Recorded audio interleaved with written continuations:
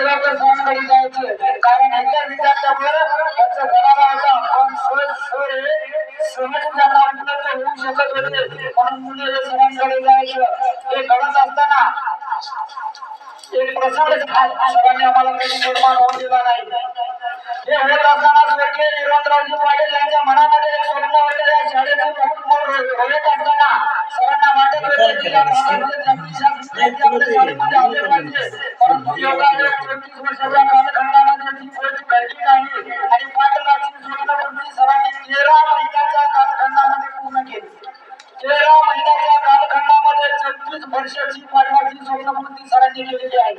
म्हणजे मलकापूरचे विद्यार्थी या शाळेला जोडायचे पाटलाचं स्वप्न होतं, परंतु परिस्थिती म्हणा, रस्ता म्हणा ते आपण साध्य करू शकलो नाही. परंतु सरांनी निश्चय केला, शाळेतून स्वतःचे टीचर काढले आणि कट केला. सरांचा असं आग्रह होता, विष्णू कर्नाटकाने आग्रह केला. विष्णू कर्नाटक सरांचा आग्रह बघून या ठिकाणी निर्णय मागे घेतला आणि नंदूर मधलेही जास्तीत जास्त विद्यार्थी शाळेला जोडवले.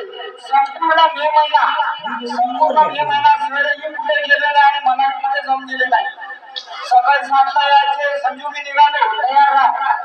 आता संजूला काही भेटत नाही, सर एवढ्या विश्वासाने आपल्याला फोन करत आहे.